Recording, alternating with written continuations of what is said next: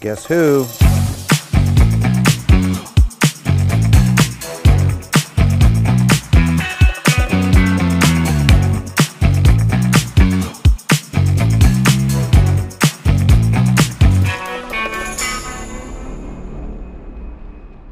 Hello, it's Uncle Frank again, here at beautiful Arcadian Shores Golf Club in wonderful, beautiful, sunny Myrtle Beach, South Carolina. On a great spring day, temperatures starting to warm up, players are coming out, both local as well as those from afar, Northeast, Midwest, even some from Florida we had this morning. So since it's starting to warm up, even though I did see it snow in the Midwest 2 days ago, it's time to go through what we always do at the beginning of the golf season, and that is our checklist. Make sure we're prepared, especially those in the Northeast where they've gotten a lot of snow, it's cold, and the courses aren't open, year-round like they are here, or in the Midwest, mountains of California, wherever. So we forget some things. So we're going to go through that today. And just kind of quickly, just to help remind everybody. All right, the first thing is, especially summertime, a lot of times people get ready to go on vacation, you got to make a tee time. Don't think you're going to a hot spot vacation place and just walking up with a group of 6 or 8 or 4. You got to make a tee time. And when you make a tee time, there's only 3 things you need to know. Your name, what day, and how many players you want to play. Or how many players you have to play. A time, a day, and how many players. That's it. So when you call the golf shop and you say, yeah, I want to play golf on Saturday, okay? How many players? 4, okay. When do you want to play? In the morning. Well, I've got 7:40. No, I want to play at 10. Well, tell me you want to play at 10. Don't tell me in the morning. So, let's be a little more specific. That way you can help the person, man or woman behind the counter, and help you out. The other thing about tee times, it's similar to a flight. So if you have a 9 o'clock flight, you're not going to show up at the airport at 8:55 because you won't make your flight.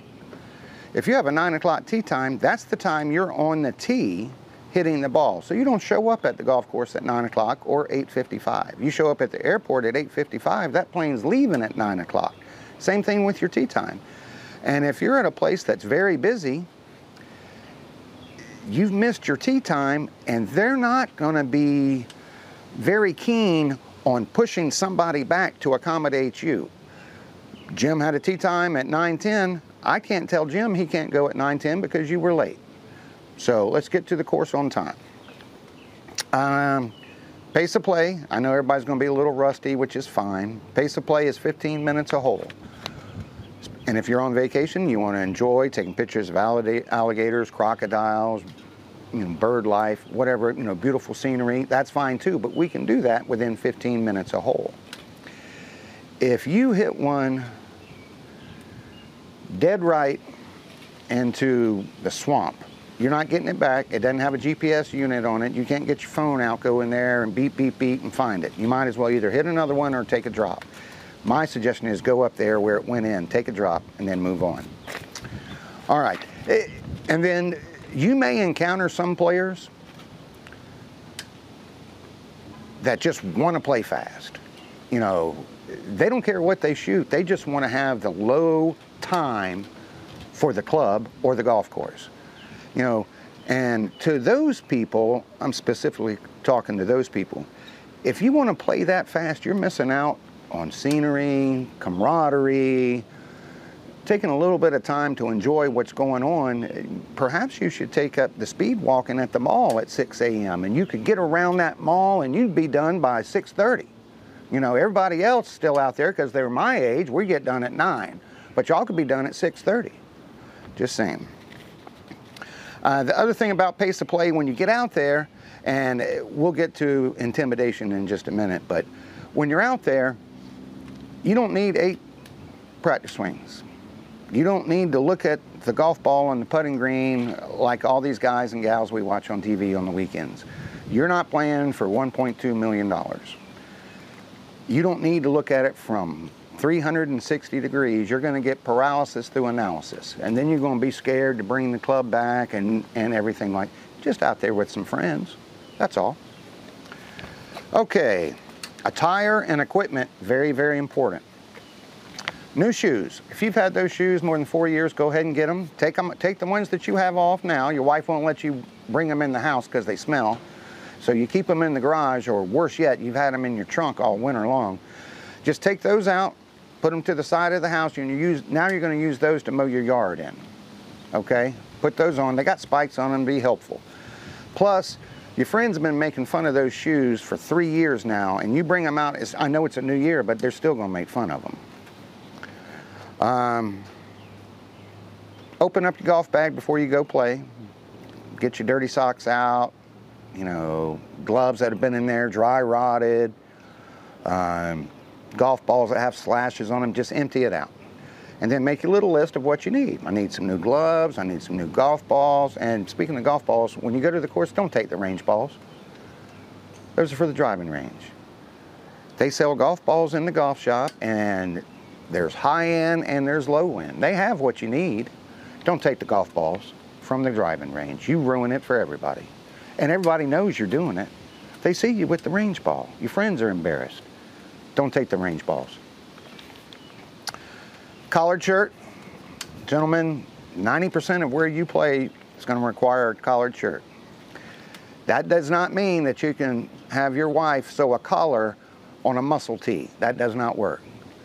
It needs to have a collar and sleeves. No tank tops, no bathing suits. You know, and another thing, those double knit polyester gabardine wonder weave shorts that nobody can smoke a cigarette or cigar near you because they're like gasoline. They go up, and if you play in South Carolina or in Florida in the summertime where it's hot, those things could, you know, combust. Just like that. New grips.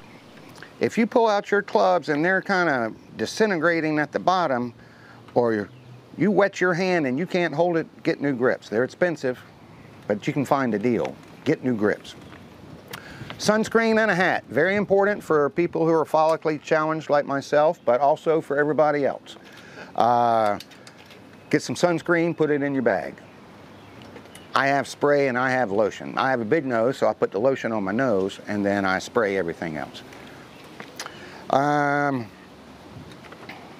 Now this is going to be upsetting to some people, but we're just going to put it out there. Alcohol. I know some people, I know of some people, and I know these people as well, that they can't play golf unless they have a beer in their hand. Well, it's not a beer drinking contest. I have 6 of my best friends here, but I'm not playing golf right now. And the other thing is, 90% of golf courses do not allow you to bring a cooler. And in the state of South Carolina, it's actually illegal to bring alcohol onto a property that has a beer and wine or liquor license. So you can't bring your handle of Fireball or your Yeti cooler with your 24, PBRs in it. It's against the law. Don't get mad at me when I tell you you have to put it back in the car. We sell beer, and I know a lot of times prices are a little bit higher at the golf course, but not here at Arcadian Shores. Domestic beer is only $3.50. Import's only $4, and we give you a deal when you buy 5.